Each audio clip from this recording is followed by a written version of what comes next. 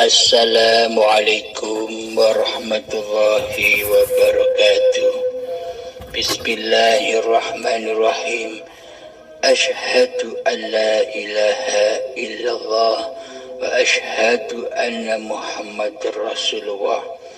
Allahumma salli ala Sayyidina Muhammad wa ala ali Sayyidina Muhammad. Rabbi israh li sadri wa yassir li amri wahlul 'uqdatam min lisani yafqahu qawli. Amin. Bismillahirrahmanirrahim. Kang Hadimin dari Sabah, Malaysia, silahkan.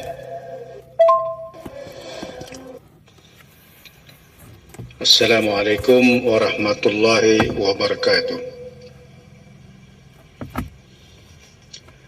Saya ada pertanyaan, Kang Mas. Seperti dalam firman Allah Ta'ala dalam surah Al-Qamar yang berbunyi, Inna kulli syai'in khalaqnahu biqadarin. Sesungguhnya kami menciptakan segala sesuatu itu dengan takdir.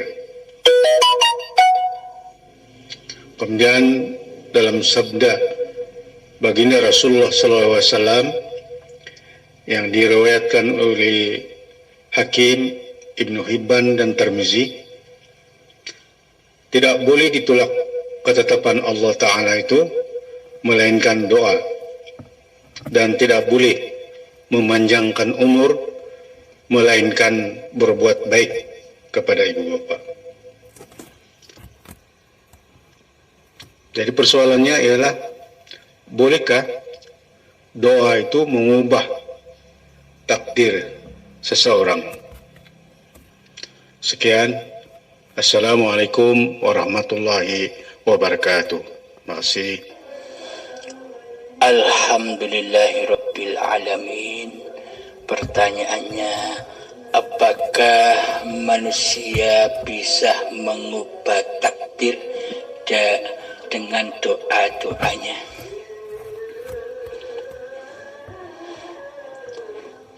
Bismillahirrahmanirrahim. Menurut di sisi syariatnya, ya bisa mengubah, karena Allah tidak mengubah diri manusia sebelum manusia itu mengubahnya. Itu babakan syariatnya.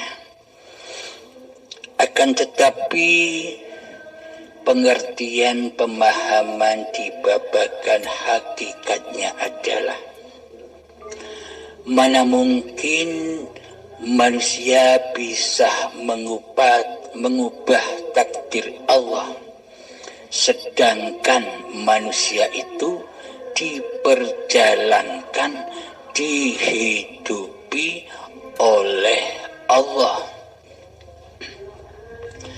Kelihatannya manusianya yang bisa mengubah takdir, kelihatannya.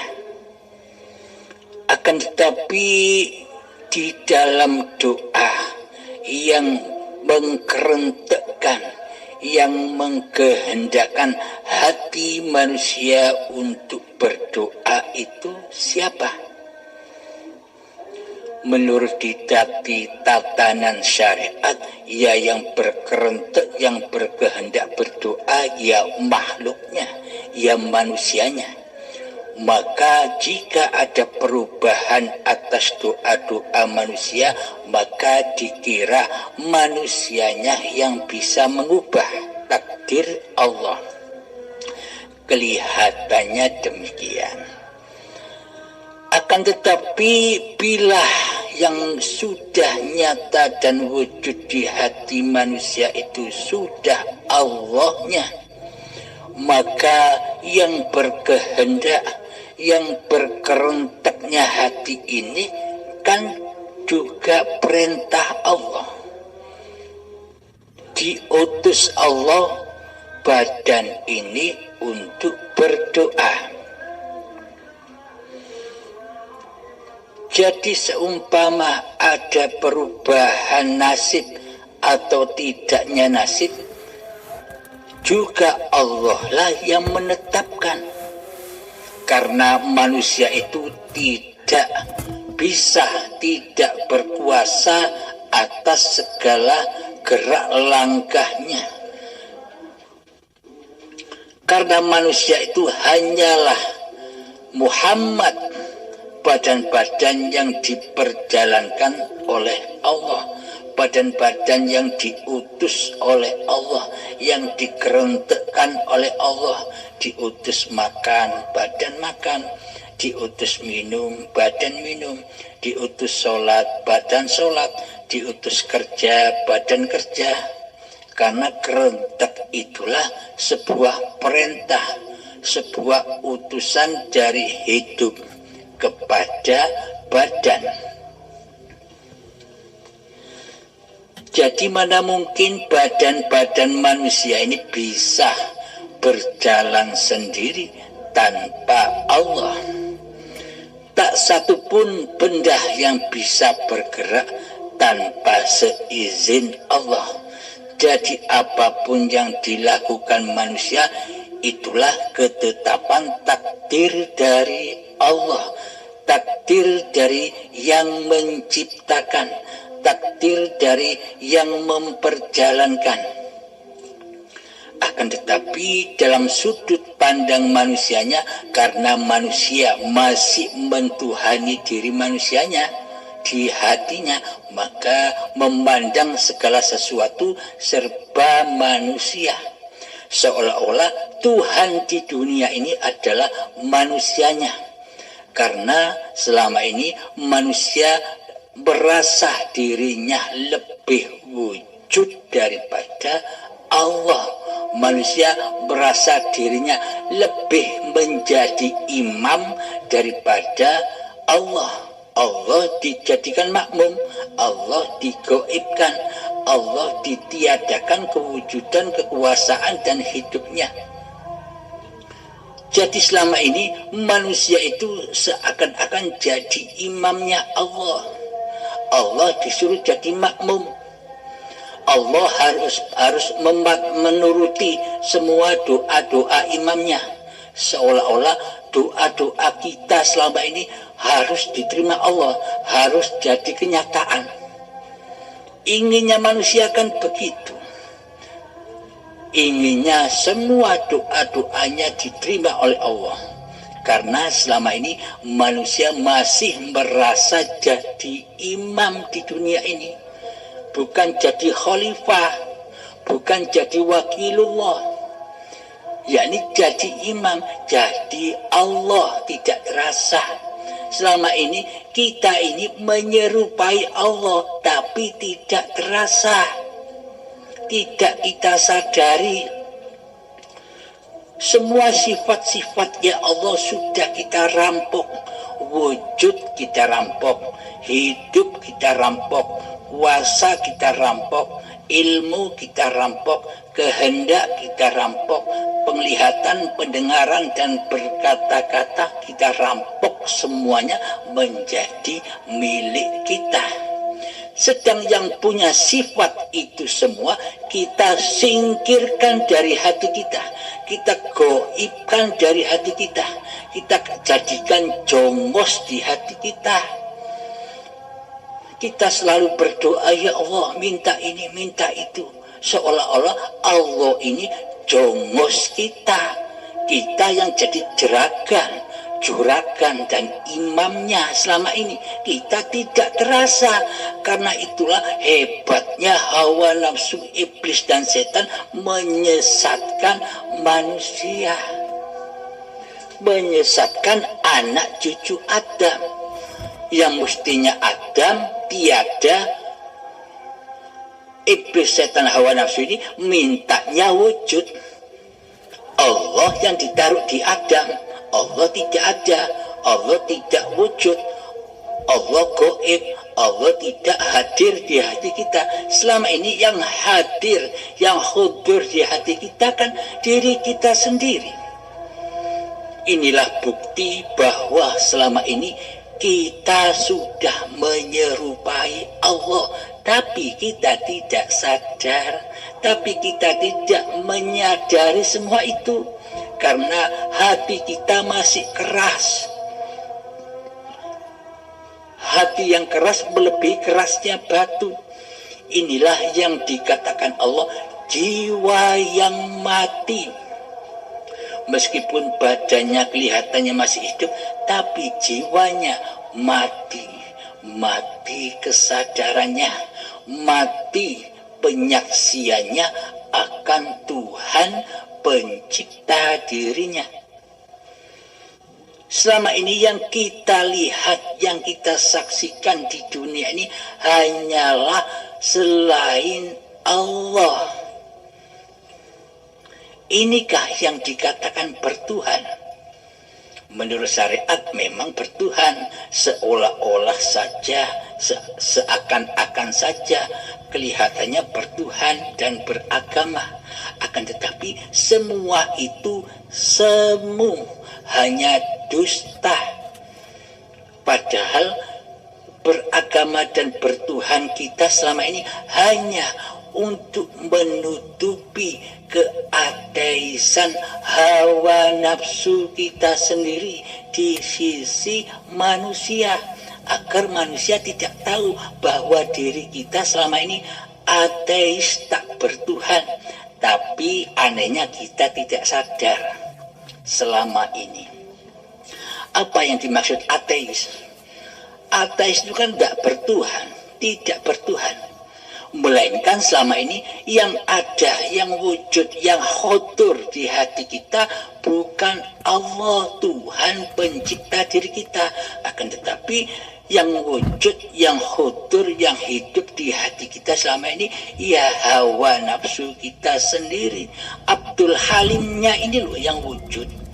Inilah yang dimaksud Allah, bahwa iblis dan setan itu musuh-musuhmu yang nyata, maka perangilah dia. Ya Abdul Halim ini iblis setan yang nyata. Nyata bukan Abdul Halim ini? Nah, siapa yang harus diperangi? Ya Abdul Halimnya, ya nama-nama manusianya di bumi hanguskan dari hidup ini. Karena sifat hidup ini Allah, bukan manusia. Manusia itu sifatnya mati. Dulu mati, besok juga mati. Dulu mati, sekarang tetap mati, besok apa lagi? Jadi matikanlah dirimu, hidupkanlah Tuhanmu.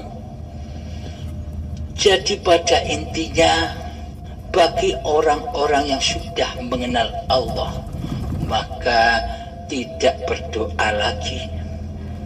Memang bagi tatanan syariat wajib berdoa. Ud'uni astajib lakum. Coba hayati ayat ini. Ud'uni astajib lakum. Ud'uni, berdoalah, mintalah kepadaku. Astajib lakum, maka akan aku kabulkan. Coba kita hayati di tatanan syariat. Seumpama ayat ini benar di sisi syariat, maka orang sedunia tidak ada yang miskin. Karena umumnya, pada umumnya seluruh manusia pasti minta kaya, pasti minta enak, pasti minta hidup yang mewah. Jadi seumpama bila ayat ini benar di sisi syariat, maka tak satu pun orang yang miskin, karena Allah langsung menerima semua doa-doa manusia. Ya Allah, aku minta kaya, minta mobil, minta ini, minta itu, pasti langsung diberikan. Tapi anehnya, kenapa doa-doa kita terpending atau ditolak oleh Allah? Padahal ayatnya, ud'uni, berdoalah, mintalah kepadaku, astajib lakum, maka akan aku kabulkan. wajib aku kabulkan. Nah, untuk mensinkronkan ayat ini tidak bisa dibabakan syariat, karena jika disinkronkan kepada babakan syariat tak akan nyambung. Ayatnya bilang, ud'uni, berdoalah kepadaku, astajib lakum, maka pasti aku kabulkan. Seumpama sinkron dengan babakan syariat, pasti banyak orang kaya semua. Tak satu pun manusia di dunia ini yang miskin. Semua kaya, semua enak. Buat rumah sendiri, bangun sendiri, buat mobil sendiri, ngerakit sendiri, karena sudah kaya semua. Tak ada yang jadi jongos, tak ada yang jadi tukang, karena sudah kaya semua. Tapi kenyataannya sinkron tidak doa ini, ayat ini, jika dibahas di dalam babakan syariat, kan tidak sinkron. Di dunia ini banyak orang miskinnya daripada orang kayanya. Berarti doa atau kalimat atau ayat ini kan tidak sinkron dengan syariat. Buktinya banyak orang miskin. Sedangkan ayatnya bilang, berdoalah kepadaku, pasti kami kabulkan. Ternyata tidak terkabul. Banyak orang yang miskin, Mas Yan. Nah, ini buktinya bahwa ayat ini harus kita sinkronkan dengan babakan hakikat makrifatnya. Mari kita kaji bersama. Bismillahirrahmanirrahim. Ud'uni, berdoalah, mintalah kepadaku, astajib lakum, maka pasti kami kabulkan. Pasti, tidak boleh tidak, pasti dikabulkan. Ini bagi siapa? Bukan bagi hamba-hamba yang belum bermakrifat, bukan bagi hamba-hamba yang belum bertuhan kepada Allah. Jadi kalimat ayat ini wajib untuk khusus bagi orang-orang yang sudah bermakrifat kepada Allah, khusus bagi orang-orang yang sudah sadar bahwa dirinya itu dituhani oleh Allah, tidak mentuhani diri sendiri. Jadi maknanya, ud'uni, berdoalah kepadaku, mintalah kepadaku, astajib lakum, maka pasti kukabulkan. Maksudnya demikian. Bagi orang-orang yang sudah rela hatinya, bagi orang-orang yang sudah ridho hatinya, berpasrah diri, aslam kepada Tuhannya, maka bila berdoa, mereka tidak berharap kepada apa yang dimintanya. Contoh, ya Allah, aku minta rumah, ya Allah, aku minta mobil, ya Allah, aku minta motor, dan sebagainya. Akan tetapi bagi ahli hijab, bagi golongan syariat, pasti memandang apa yang diminta, tidak memandang siapa yang memberi. Karena apa yang diminta itulah yang dituhankannya di hati golongan ahli hijab. Namun bagi golongan ahli syuhud, maka apapun yang diminta, hatinya sudah tidak memandang, berharap kepada apa yang diminta. Meskipun minta mobil, minta rumah, minta uang kepada Allah, tapi hatinya tidak fokus kepada apa-apa yang diminta.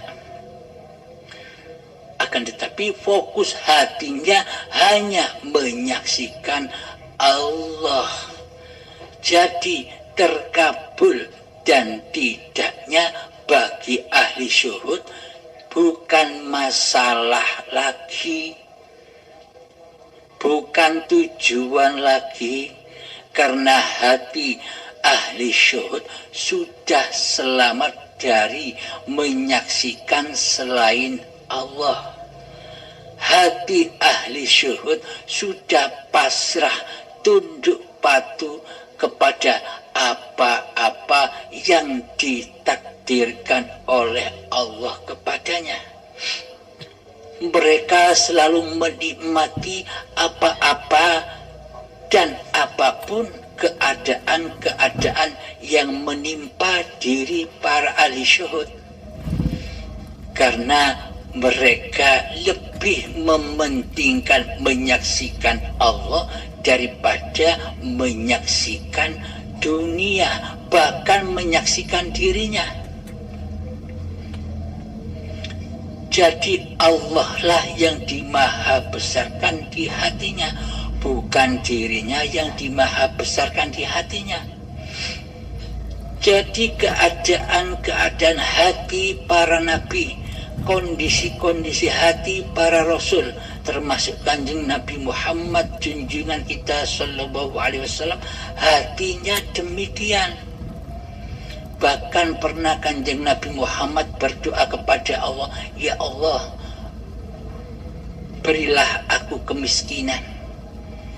Nah, apa maknanya itu? Coba kita kaji, kenapa Kanjeng Nabi minta miskin, babakan dunia. Bismillahirrahmanirrahim.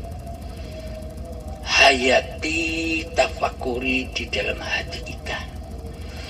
Semakin banyak apa-apa yang kita miliki, semakin banyak harta yang kita miliki, semakin banyak dunia yang kita gapai, semakin besarlah siksaan Allah di hati kita.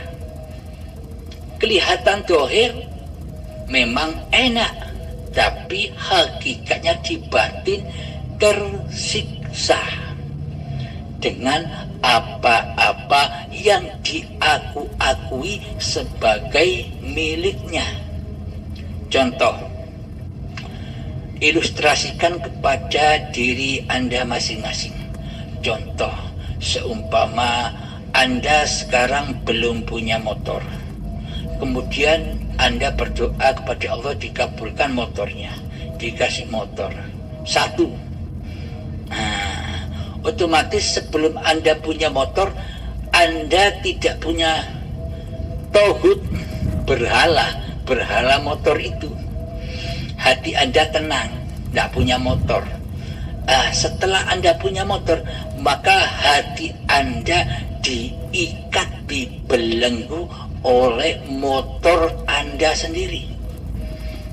Ketika Anda parkir di toko, Anda tengok terus, Anda diikat oleh motor Anda.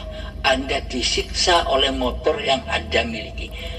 Selalu dipandang terus, takut dicuri orang. Itulah siksanya. Kemudian Anda berdoa lagi, minta motor lagi dua, ditambah belenggunya, ditambah. Anda minta mobil, ditambah lagi belenggunya, siksanya ditambah lagi. Seolah-olah kelihatannya di luar diri Anda, orang memandang enak, nikmat, banyak uang, kaya raya. Akan tetapi sejatinya, bila di hati ini masih Abdul Halimnya atau masih manusianya yang wujud menjadi Tuhan, mentuhani hidup dan badan serta harta-harta kita tersiksa di dalamnya. Serba takut hartanya raib, takut hartanya dicuri orang, takut hartanya meninggalkan dirinya, takut anak istri meninggalkannya. Jadi kehidupannya serba takut mati, takut hancur kehormatannya, takut hancur kemuliaannya, takut hilang semua hartanya, endingnya manusia itu yang pertama takut mati. Padahal sifat mati itu sifat manusianya. Loh kok ditakuti? Padahal mati itu enak. Tapi bagi manusia yang tidak mengenal Allah, maka pasti takut mati. Karena bagi manusianya mati itu sengsara, tidak enak. Kata mereka yang belum kenal Allah. Karena apa? Tidak enaknya bagaimana? Takutnya bagaimana? Karena dirinya tidak tahu jalan pulang, mau rojiun kemana. Sedang dirinya tidak mengenal Allah, tidak mengenal Tuhan tempat kembali. Meskipun di badannya terselimuti oleh agama dan bertuhan di sisi manusia, seolah-olah sudah beragama dan bertuhan, tapi itu hanya kulit saja, hanya bungkus saja. Maka semakin banyak harta, semakin banyak apa-apa yang kita akui sebagai milik kita, itulah api-api anar, api-api jahanam yang bakal membakar kita di dalam kuburan ini. Di mana kuburannya? Ya badan yang dari tanah ini loh. Alam kubur. Ketika jiwa mati, meskipun badan tidak mati, kata Allah kematian itu bukan badannya yang mati. Kematian itu adalah matinya jiwanya, mati kesadaran hatinya untuk bertuhan. Yakni karena selama ini kita tidak bertuhan, meskipun di dalam sisi manusia kita bertuhan seolah-olah saja. Sejatinya di dalam hati kita, kita tidak bertuhan kecuali mentuhankan diri kita sendiri. Maka matilah jiwa ini, mati kesadarannya, akhirnya dikubur di dalam badan-badan ini yang dari tanah kuburan ini. Badan ini kan dari tanah. Jadi kuburan itu ya di dalam badan ini. Disiksa di dalamnya, itulah yang dinamakan siksa kubur. Panasnya hati manusia terselimuti fahsya wal mungkar, terselimuti iri, dengki, hasud, dendam, benci, dan lain sebagainya. Itulah api-api yang membakar manusia, api-api yang tak berasap. Jadi siksa kubur, siksa neraka itu bukan nanti para sahabat, sekarang sudah terjadi. Buktinya apa? Bahan bakar neraka itu tidak akan menyala bila tidak ada bahan bakarnya. Kata Allah, apa bahan bakarnya neraka jahanam itu? Bahan bakarnya adalah badan-badan manusia dan hati yang keras melebihi kerasnya batu. Itulah bahan bakarnya siksa kubur dan jahanam. Kapan terjadinya? Besok apa sekarang? Jika besok badan dikubur menjadi tanah lagi, kan badannya sudah tidak ada, hatinya pun sudah tidak ada, karena sudah rojiun kepada Allah, sudah beres. Jadi pembalasan hari pembalasannya sudah ditempuh lewat syakaratul maut, lewat azabnya syakaratul maut. Di sana dikelongkop satu persatu. Sakitnya seperti, kata Imam Al-Ghazali, sakitnya seperti kambing disayat hidup-hidup. Itu sakitnya masih 1000 kalinya. Jadi dikelongkop pelan-pelan satu-satu, kewujudan manusianya dikelongkop paksa dengan sakitnya, kehidupan manusianya dikelongkop, kekuasaan manusianya dikelongkop, diazab sakaratul maut. Istrinya, anaknya ikut membantu ngelongkop orang tuanya, karena istri, suami atau dan anaknya ketika hidup yang paling dicintainya. Apa-apa yang dicintainya selama hidup itu akan menyiksa, mengelongkop dirinya. Pada intinya azab-azab yang pedih itu adalah hikmah pensucian demi pensucian. Ketika sudah tuntas azab-azab di sakaratul maut, sudah terkelongkop semua keakuan diri manusianya, kehidupan diri manusianya, kekuasaan diri manusianya, maka inna lillahi, jariku yang suci waktu bayi, wa inna ilaihi roji'un, kembali suci dan pulang kepada Allah. Ketika badan mati, apakah masih bisa diakui? Ini badanku, ini hidupku. Sedang diri kita sudah tidak ada. Gaib kembali seperti dulu. Sebelum akil balik kita gaib, kembali menjadi gaib. Sebelum akil balik kita suci, kembali kepada suci. Coba hayati pelan-pelan di hati kita. Coba tafakuri pelan-pelan di hati kita. Logikanya begini. Jika nanti setelah matinya badan masih ada siksa di kuburan tanah, masih ada pagelaran lagi, azab kubur, akhirat, kiamat, hari hisab, maka Allah dusta mengatakan bila ada orang meninggal, bacalah inna lillahi wa inna ilaihi roji'un. Berarti kan tidak usah ayat itu kalau masih ada pagelaran manusia.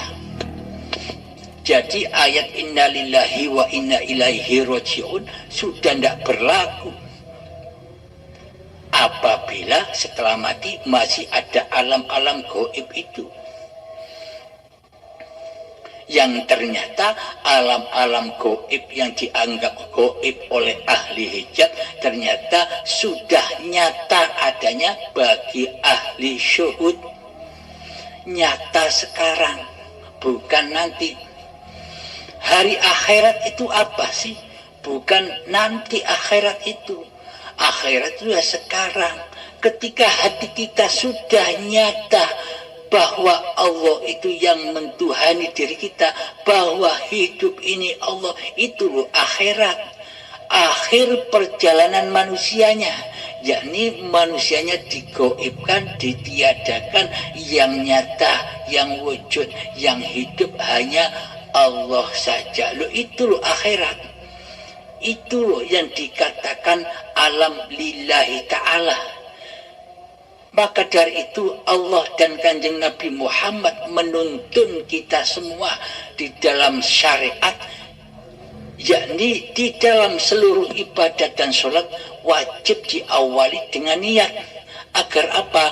Agar niatan kita sampai mi'raj ketemu Allah di akhirat, yakni di alam lillahi ta'ala.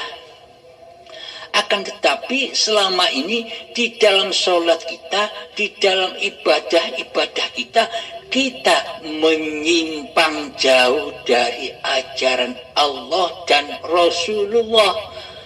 Apakah layak kita disebut umat baginda Nabi Muhammad SAW?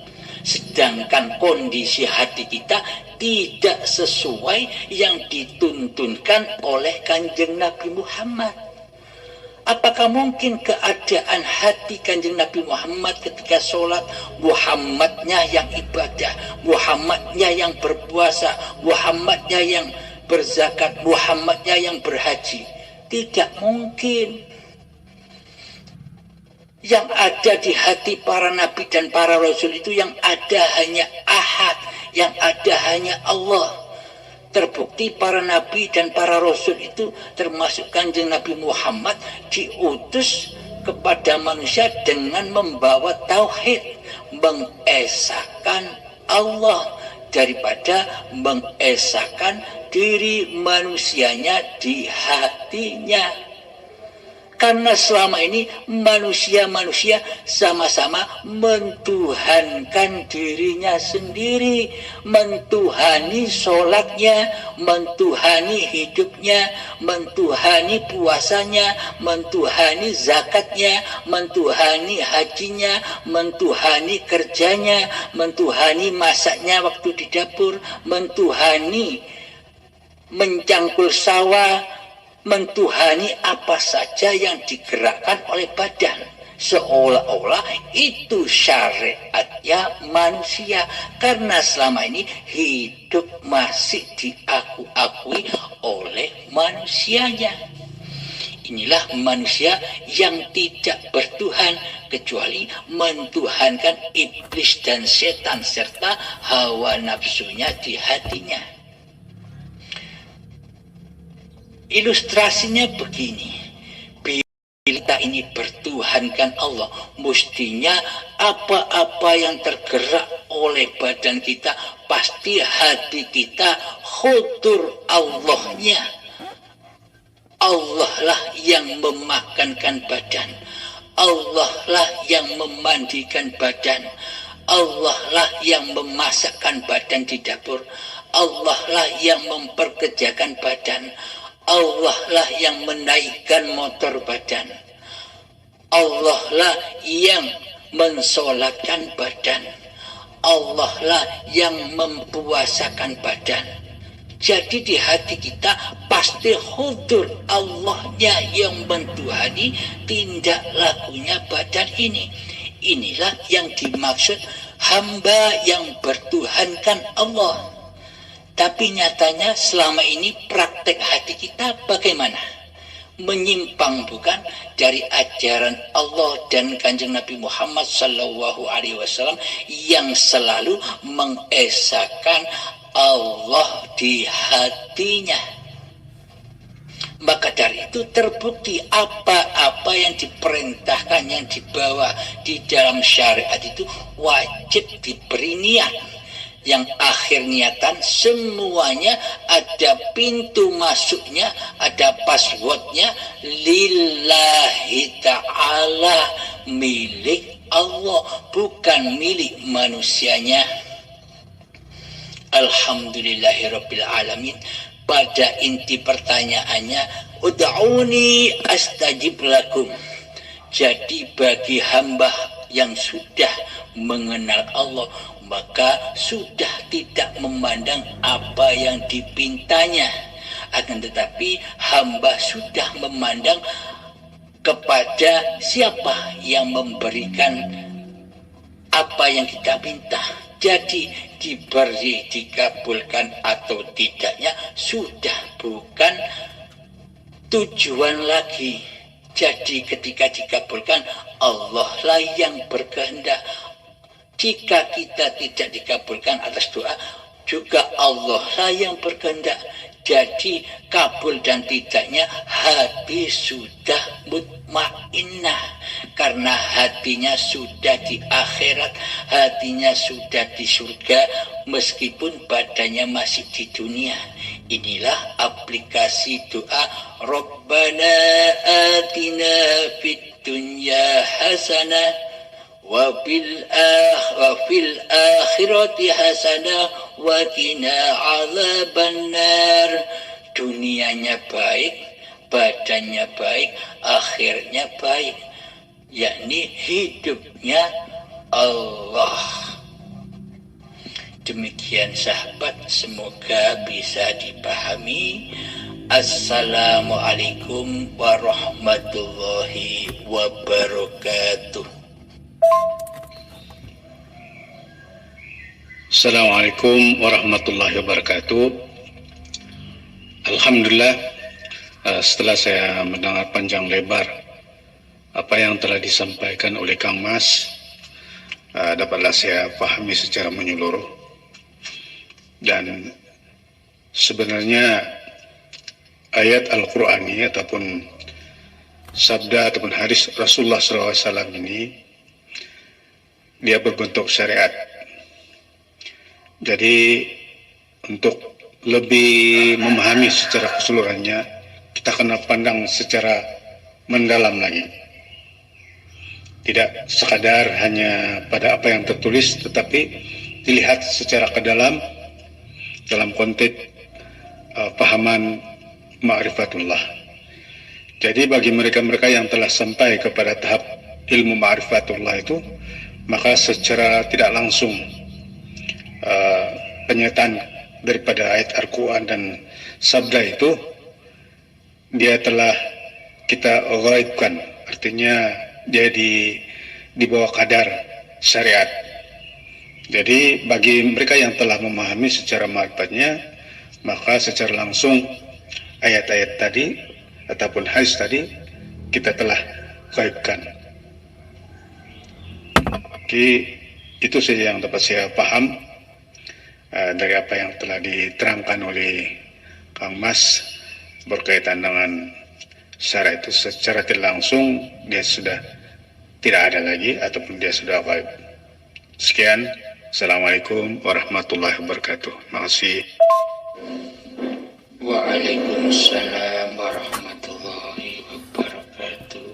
Semoga kita semua memahaminya. Dan akhir kalam, Assalamualaikum warahmatullahi wabarakatuh.